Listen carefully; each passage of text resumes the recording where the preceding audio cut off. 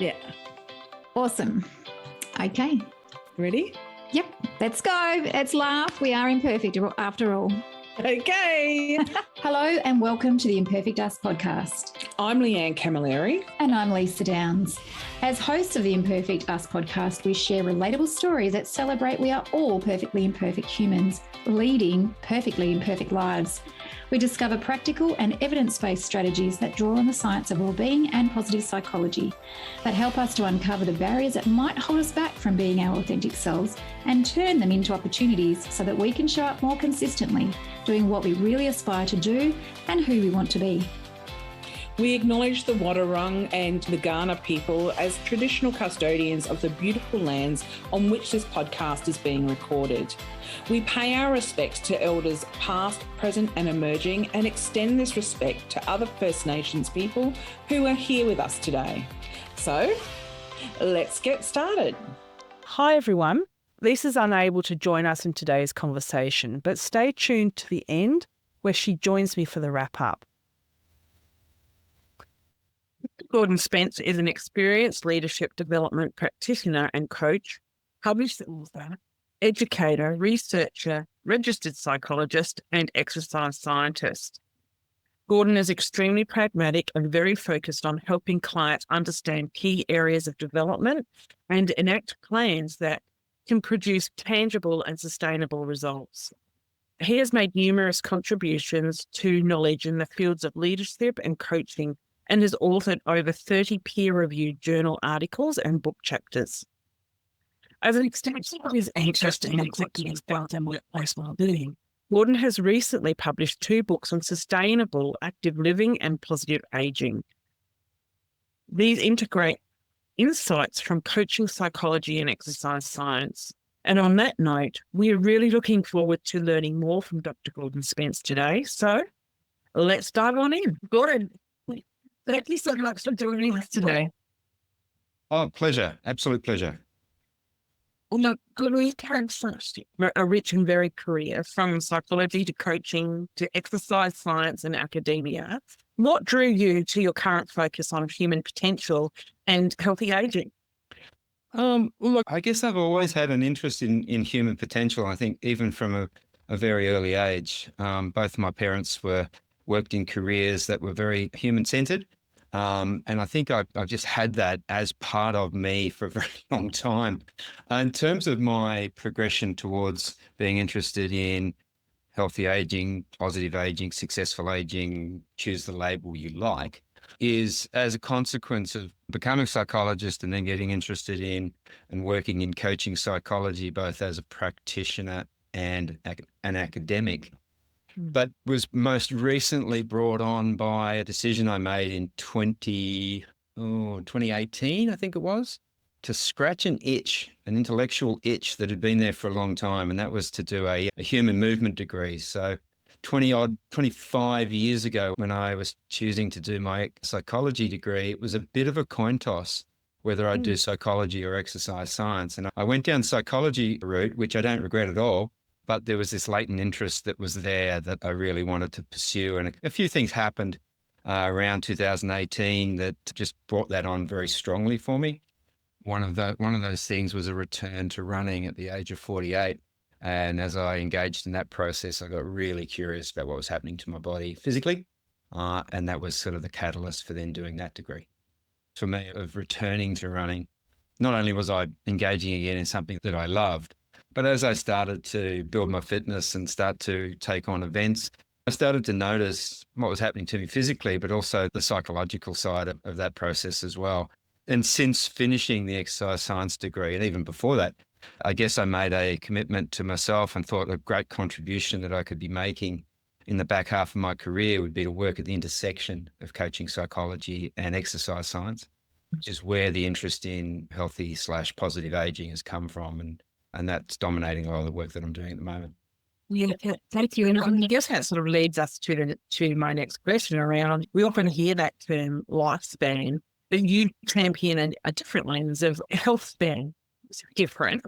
And why is that distinction so important? Yeah, so I think most people will understand the notion of lifespan.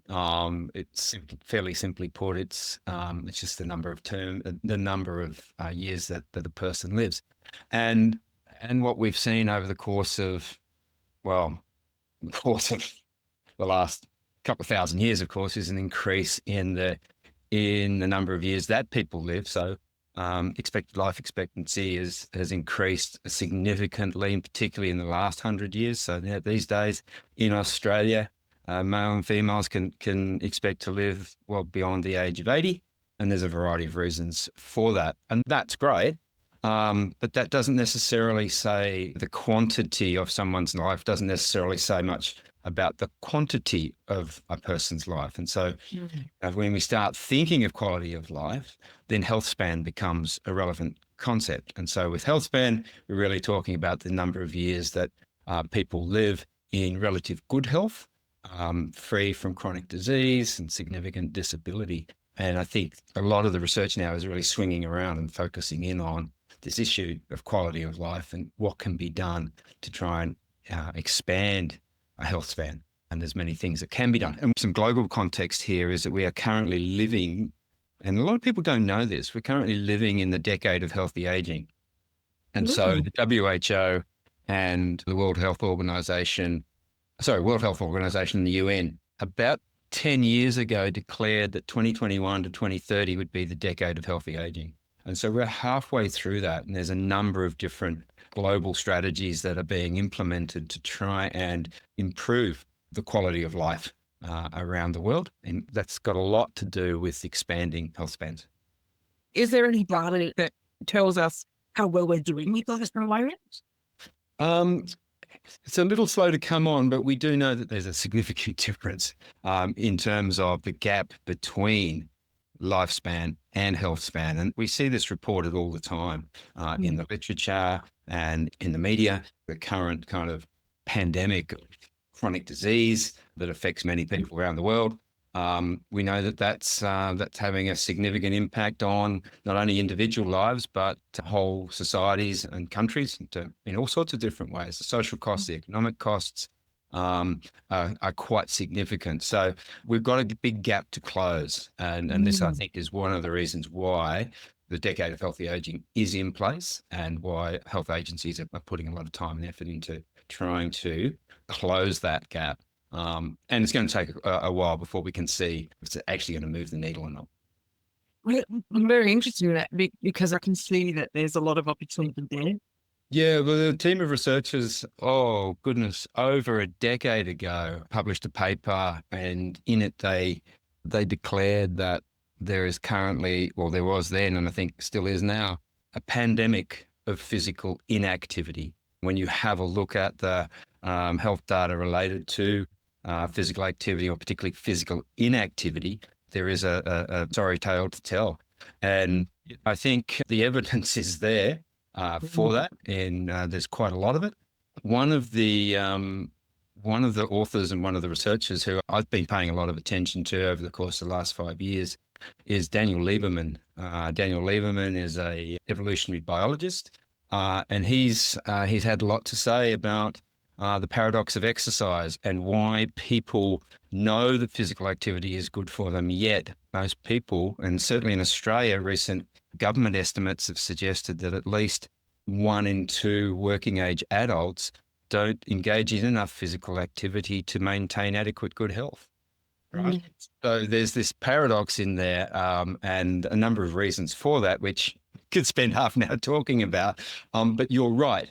I think one of the issues is, and certainly from an evolutionary biological perspective, the argument is, look, we are excellent endurance athletes. It's one of the things that allowed the species to thrive and flourish, was our ability to be able to move for significant periods of time, to be able to help meet our calorie needs. So subsistence hunting, way back before the invention of tools, we were able to chase down prey because of our physiological advantages. So we've evolved to be active creatures, right?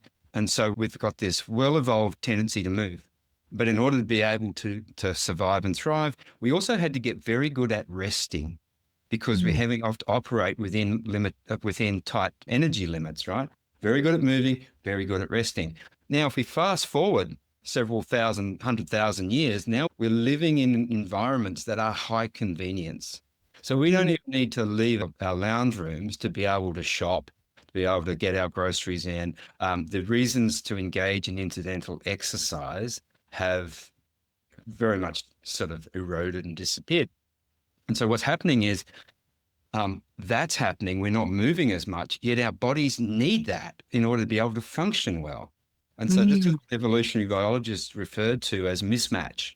And so a lot of lifestyle diseases are seen by evolutionary biologists as mismatches because they're coming as a consequence of us living in environments that don't allow us to be active enough to allow our systems to function in a healthy way.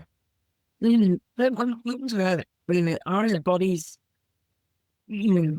calling out to us, warning us or telling us that they want to move, when we hear about all these health issues that do arise for people, is that in some way a warning sign that we're ignoring in some way?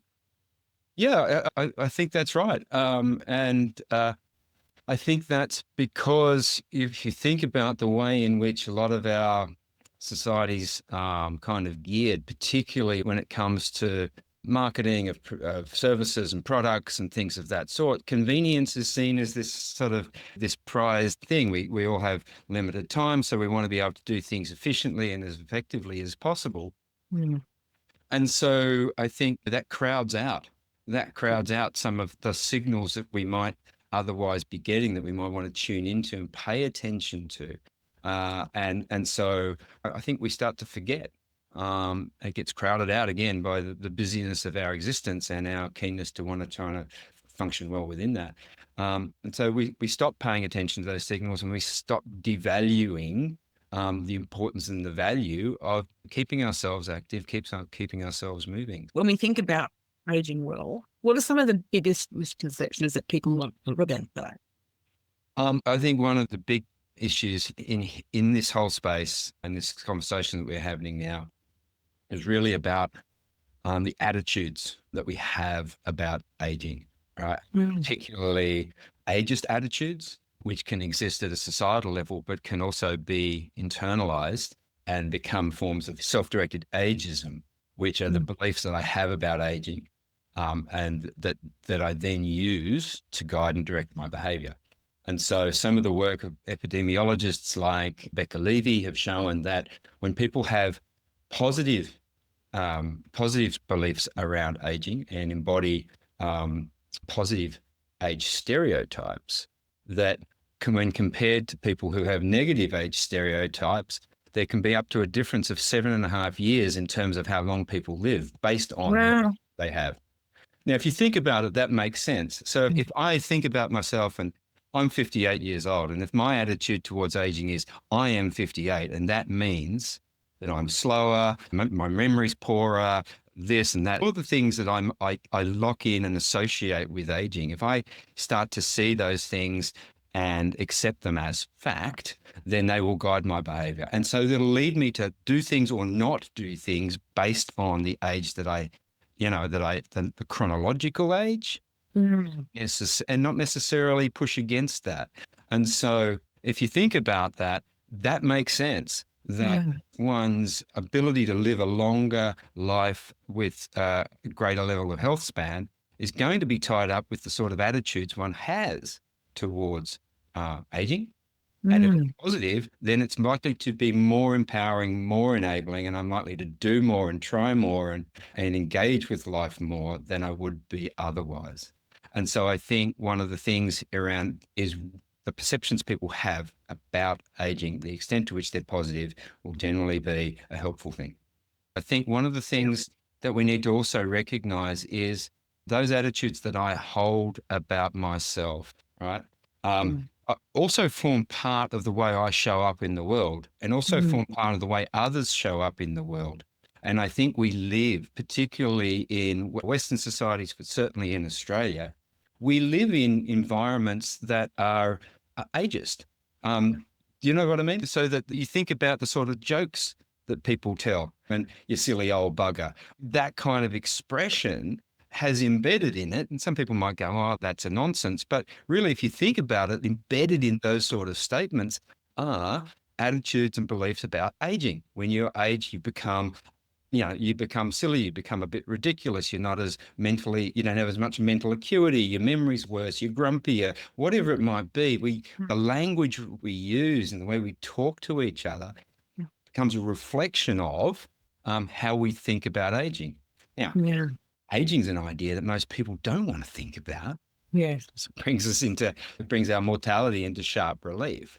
And this is where the challenge can come, I think, is in how do we help people to develop a more positive attitude towards aging and what's good and beneficial and potentially helpful about it, as opposed to this more mindless way of just thinking about aging, and which to a large extent has gone unchallenged, I think.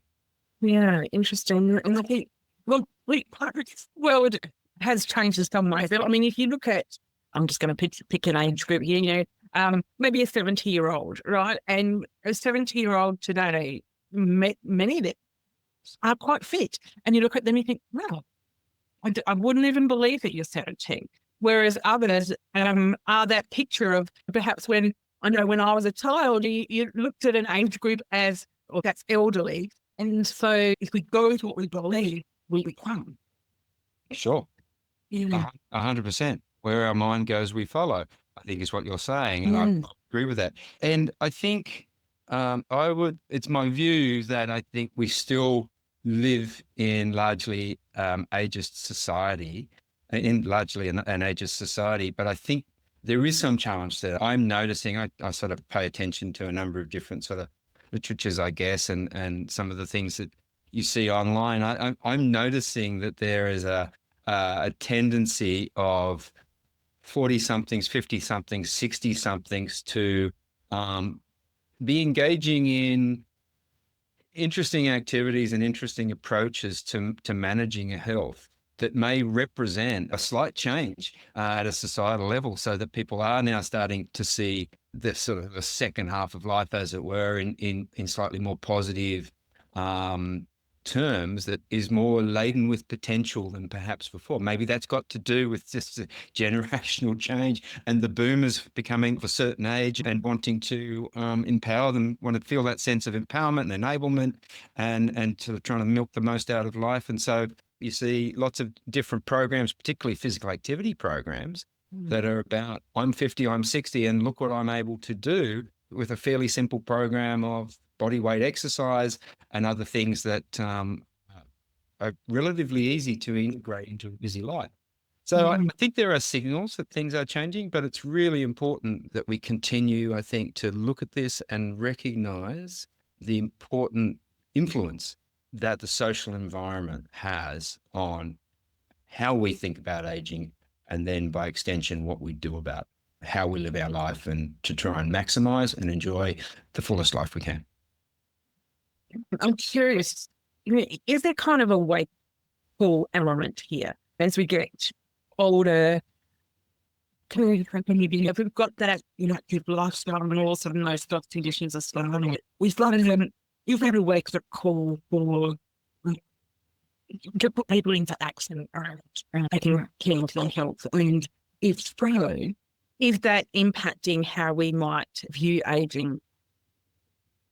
So I think it is. I think one of the things that does tend to activate people are health scares, sort of a mild heart attack or a mini stroke or something of that sort, which seems to be pegged to issues related to lifestyle, can certainly jolt people into action. I think that one of the interesting things then becomes what happens next. Certainly age stereotypes, I've talked about this, and self-directed ageism can be a restricting factor, I think, in terms of what people are then prepared to go on and do. But then that's also influenced by the sort of support people are able to access, particularly those health professionals that sort of then get involved in the way in which they support and encourage people to take action. And there's a number of ways to pull this apart. And we're talking about the importance of physical activity and being active. And I think there's a strong case for that. And I've already talked about the evolutionary perspective. So a couple of things. One, physical activity, and particularly physical inactivity, is a difficult behavior set to change, right? It People have complicated relationships with physical activity. Some of the research I'm doing at the moment is focusing on the effective associations that people make with physical activity. And what that really is about is, for years and years and years, right back to the 1970s when the Life Be In It campaigns were being run, a lot of people think nostalgically about Norm and the Life Be In It campaign. And it was a very popular campaign, and it triggered a number of follow-ons that have been rolling through the decades that we've been exposed to many times. And a lot of those campaigns, they promote the importance of an active lifestyle. They talk about how they reduce risk factors and so on and so forth. And so those campaigns are often appeals to logic and reason, right? It's like, this physical activity is good for you for this and that reason, and that's great. And at its essence, though, what have we got? We've got health agencies and health experts in the medical community essentially telling people what to do. So it's very prescriptive, and it has been very prescriptive for a long, long time. And I think that's one of the reasons that people can start to become a little resistant to those messages, is that, number one, they're being told what to do. Number two, they've heard the messages many, many times. And so there's a message fatigue. Right? So this more cognitive approach that appeals to logic and reason has had some impact, but it hasn't moved the needle significantly. Appears to be almost more important, perhaps the most important thing in a physical activity sense, is not how people think about physical activity, because most people will tell you it's beneficial and a wise thing to do, but more it's how people feel about it. What effective associations, what effective judgments do people make about physical activity? And that can be rooted in their past experience, and maybe they were sporty when they were young, but they were in an ultra competitive, demanding, pressurized environment with parents or coaches who stripped the enjoyment out of it, or they had bad experiences. And so that developmental learning history has led them to believe that physical activity, not so much for me. I'm not sporty. I don't want to participate. Well, all those things, right? Complication that can exist in people's histories that make changing current behaviors hard. Well, I just see it's complex. And I wanted to do, especially at this point in the world, as much as we perhaps should be thinking that taking care of our health is a no-brainer, it's something we should be doing, it has to be impacted in some way, I guess. If I can't afford to go to the gym, or I need to cancel my gym membership, I might not be as inclined to go exercise if I'm not around those other people, or if I'm doing it from home, I'm not as motivated. I guess there's those parts that play in it as well. Yeah, absolutely. So are you wondering about the accessibility of it? Is that what? I think so, because you can't afford to go to gym. Of course, you can do things at home, but for some, I guess the enjoyment of exercise, what motivates them is that, coffee after the gym and the chit chat that happens while you're doing it. And this is where I think the label exercise isn't especially helpful, because again, people often carry very negative perceptions of exercise, that it's hard, it's painful, it's boring, it's a sense of obligation. Using the term physical activity, I think, is slightly, there's a number of things. Number one, I don't think it has the same baggage. Number two, it actually includes more under that umbrella, because we can be thinking now about all sorts of other different things that aren't necessarily associated with structured time that's designed around developing cardiovascular fitness or strength, right? Yes. Now we're talking about yard work. Now we're talking about walking the dog. Now we're talking about a whole bunch of other things that don't necessarily require us to go and join a gym, which is people's head goes first thing. How else can I build a more active lifestyle for myself? Importantly, including the things that I enjoy the most. So this is one of the mantras that I've been kind of carrying with me for the last sort of 5 years or so, which is, let's take enjoyment seriously. Let's think about, and so some research I've just done is using guided autobiography. I've just done a proof of I'm doing a proof of concept study at the moment, getting people and using a form of life review, guided autobiography, to get people to think about their first 20, 25 years of life when they're more likely to have had a intrinsic motivation, right, around moving their bodies in space, which is something that I think kids love to do, adolescents love to do, but we tend to get separated from it as we get older. So Yes. guided autobiography type approach is getting people to reflect on, well, what did you used to do? And let's talk about that. And let's take a deep dive into that and look for the enjoyment, the satisfaction, the meaning, the sense of identity that developed for you. And if we can spend some time in that, well, maybe we might find some threads we can pull. Help us now make some decisions about the present and how we might want to move forward. Yeah. Right. And particularly trying to find those things that are achievable, realistic, affordable.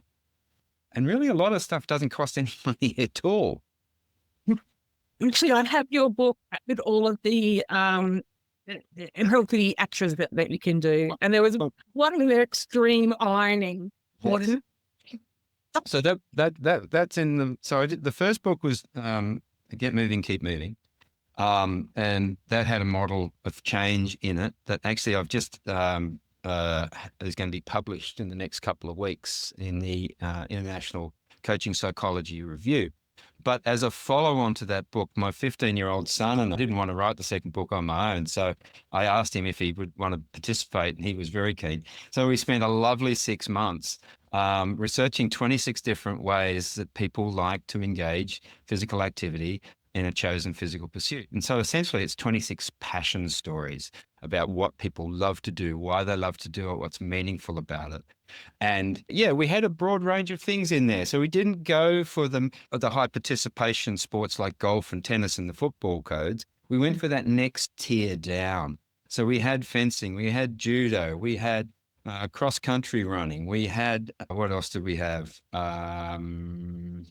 Skiing, other things like that. Yes. But we also had some wacky stuff in there. So we had extreme ironing. And that was a chapter we focused on Amy, who was a canyoner.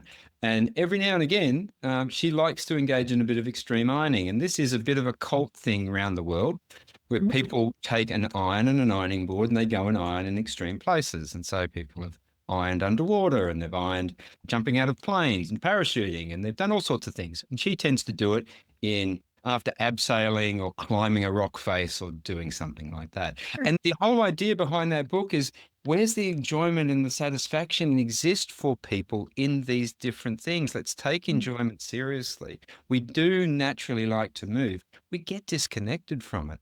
And so it's about, how do we put the fun back into it? Where can we find that in our own lives? And what makes sense for us? Thank you. And I think we get a boost as well. I think sometimes you might have that opinion of, oh, I can't be bothered getting up and moving. Or once you do, you start to feel so much better.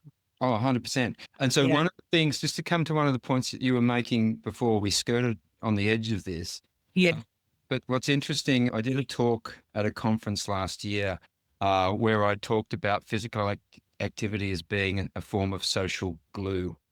And the reason I phrased it in those terms was that one of the things that was interesting about 26 Ways book that we wrote is, if you look for the common theme for all of those people talking about the physical pursuits that they love to invest time in, whether it be hiking, whether it be dragon boating, whether it be, we even had quad ball in there, which is Quidditch, what used to be called Quidditch from the Harry Potter, right? It's a thing. It's a thing. But when you look at all of these different stories, the thing that people uniformly said really adhered them to their physical activity was the connection, was the social interaction with the friends, with the people with common interests that participated in the thing that they liked to participate in. And so there's a social glue associated with these things that really drags people in, right? And I remember a story that we did a chapter on rowing, and one of the rowers saying, look, sometimes we get up at 5 o'clock in the morning and go out and have a row on the river. And if it's not nice outside and I want to slap the alarm clock and put it in snooze, I know that Mary and Bob are in the car outside waiting for me or going to be waiting for me, and I don't want to let them down.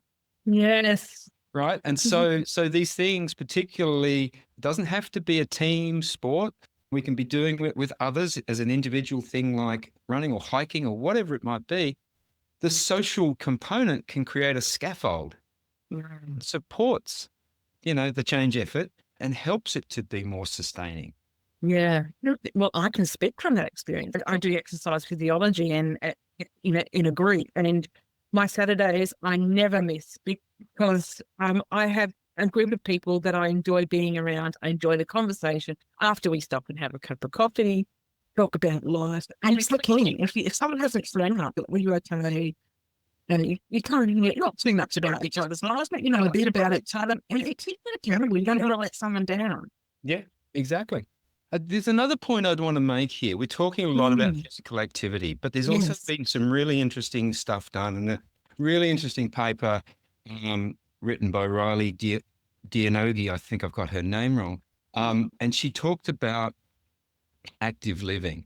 And she sort of pushed back a little bit against this sort of predominant attitude that everybody needs to be out and everybody needs to be active, and that there was a lot of social pressure around people being responsible for their health and not being a burden on the community, and we need to take responsibility for that.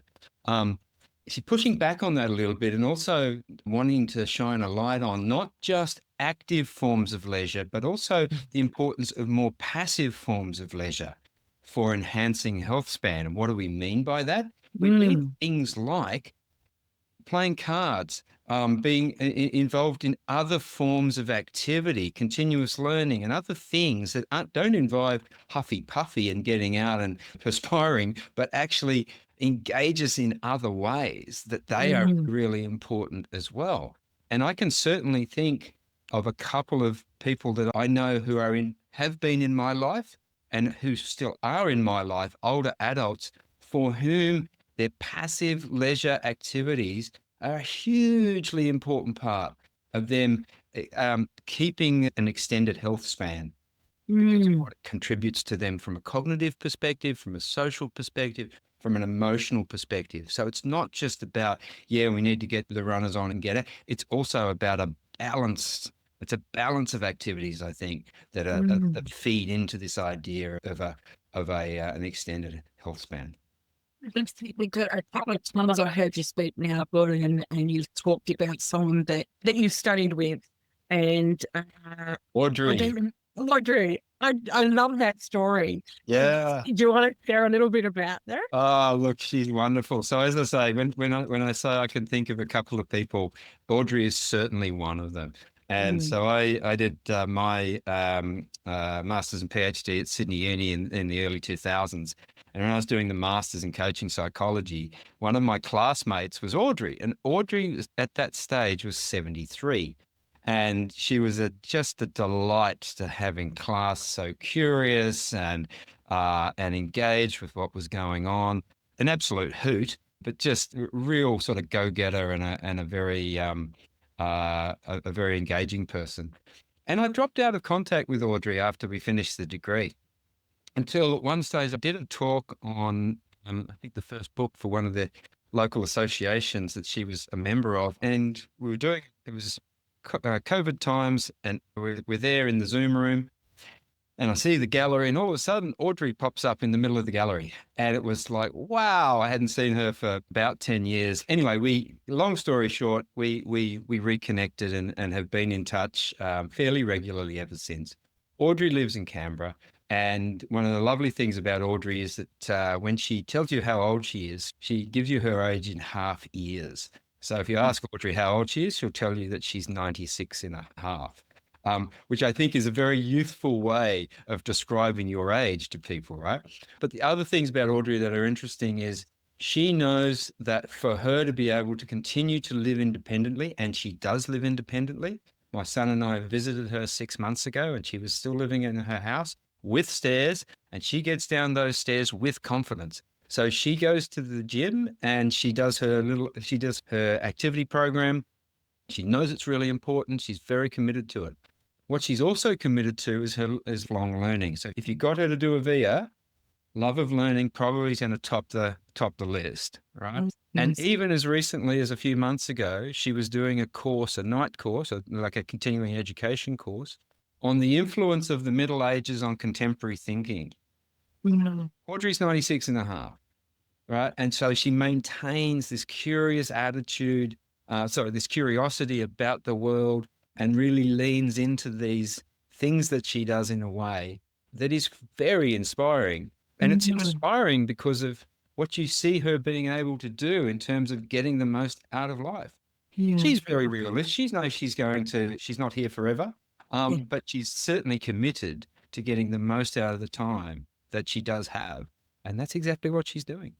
Oh, thank you for sharing that story about Audrey. Every time I hear it, I love hearing it. Thank you. No. For those of us that are navigating that messy middle of life, we're raising kids or caring for aging parents, we're juggling work, menopause, all those sorts of things. What does investing in our health span look like in real life? Well, I think it's, I think one of the first things we've got to do is to be aware of some of the pitfalls and traps that we've talked about, right? A tendency to think about our age in a negative way, and then let our behavior be influenced by that, and not pushing back, passively accepting it, not pushing back against it. I think that's definitely one thing.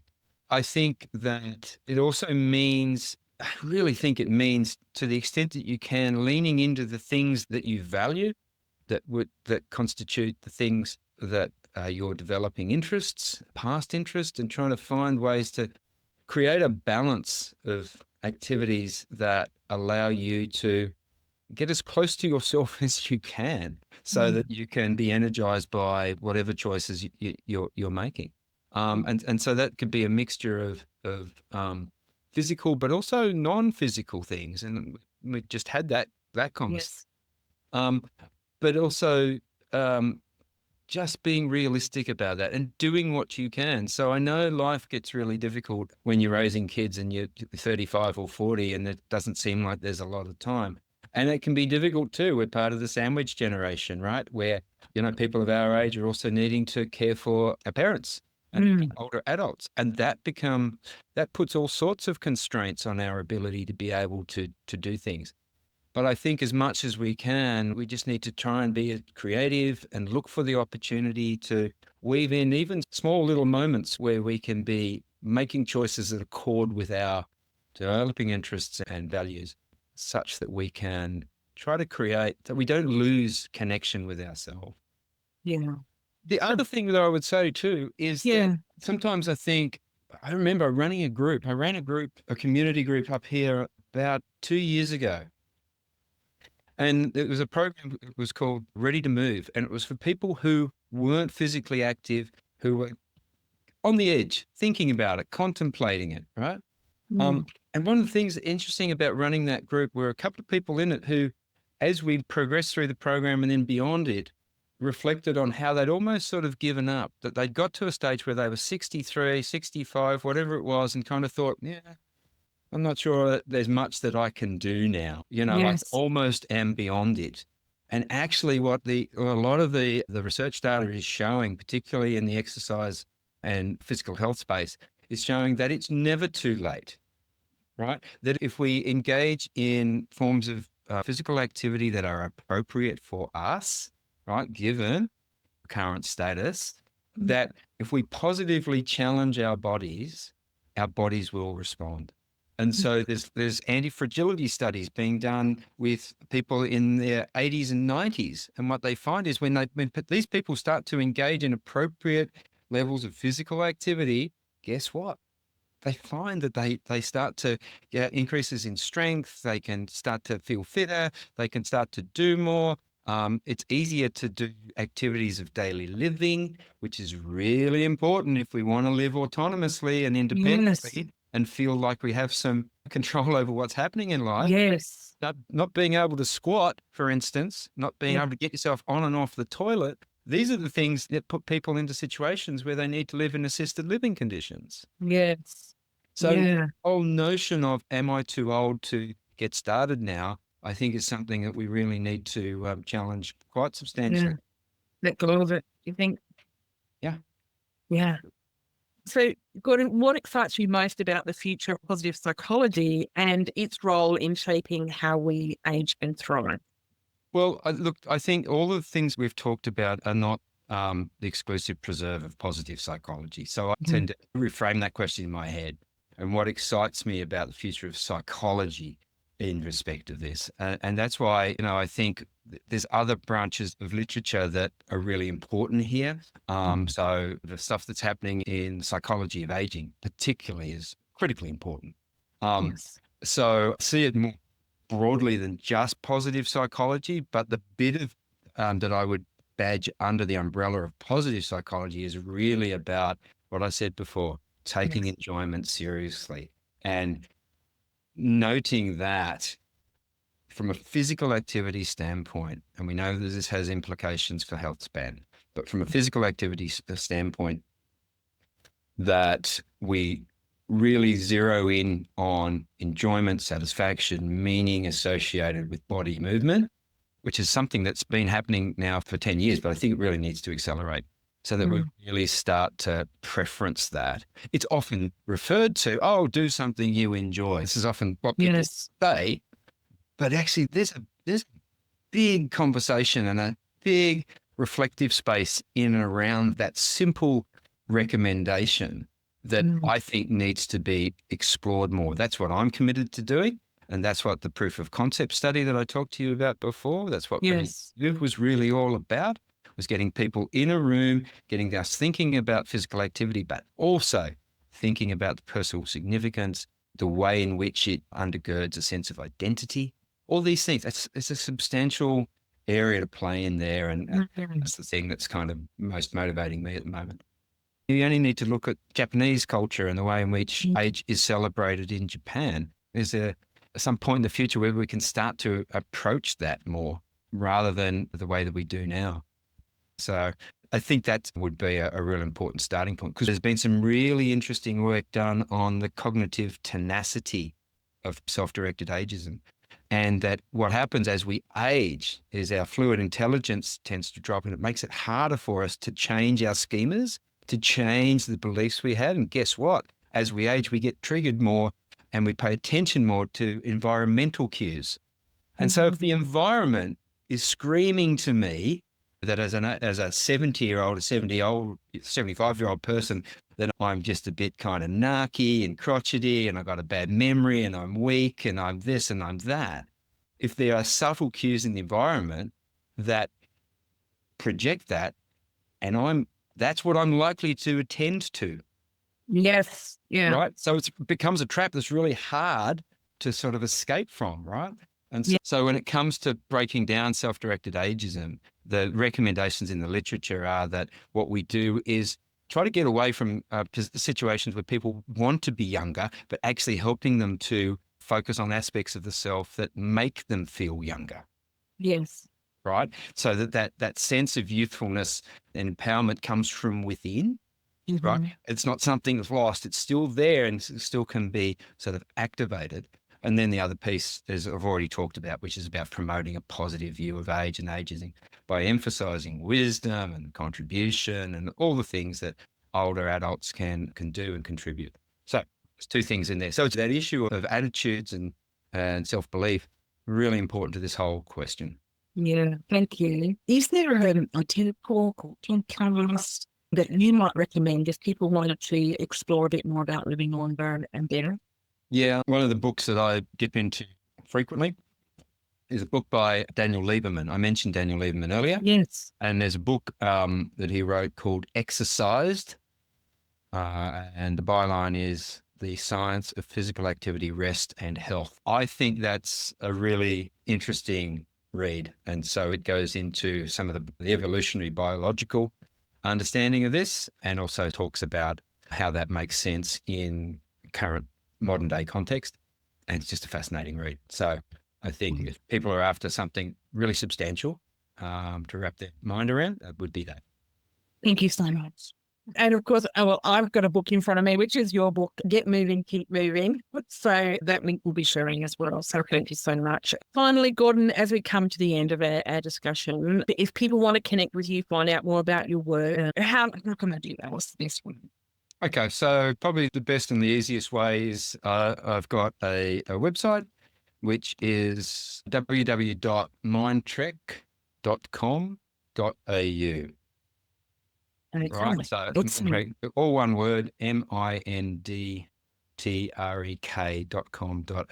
People go there, they'll be able to find me. Excellent. Thank you. And we saw the still right now in notes as well, so people can easily access that. And we can write it. What's one well-being tip that you'd love for our listeners to know about today? Get outside and get connected. I have just been putting together a lecture for tomorrow, talking about attention restoration and how we can psychologically detach from work. And spending time again looking into the psychology of gardening and some of Harriet Gross's work and the value of private gardens for self-guarding well-being. The other thing I would say is, in terms of the get connected piece, is I probably spoke about this when you heard me talk last year, the value of engagement with Parkrun. There's over 500 Parkrun events around Australia, Parkrun and Park Walk, and it is a wonderful, wonderful organisation with a very simple, inclusive, well-being enhancing public health offering. And it can include being physically active, but it can also include volunteering. And we haven't even touched on that as a part of the health span conversation we've been having. So that would be just another one that I would slip in there as well, because there's lots of benefits to that. Thank you so much. No problem. It's been great. I just loved the conversation with Gordon and Lisa. There's a lot of takeaways. And since that conversation, I've made changes in caring for my body. What about you, Lisa? I agree with you. It really reminded me of a lot of things. But one of the things that really stood out for me was the language we use in age.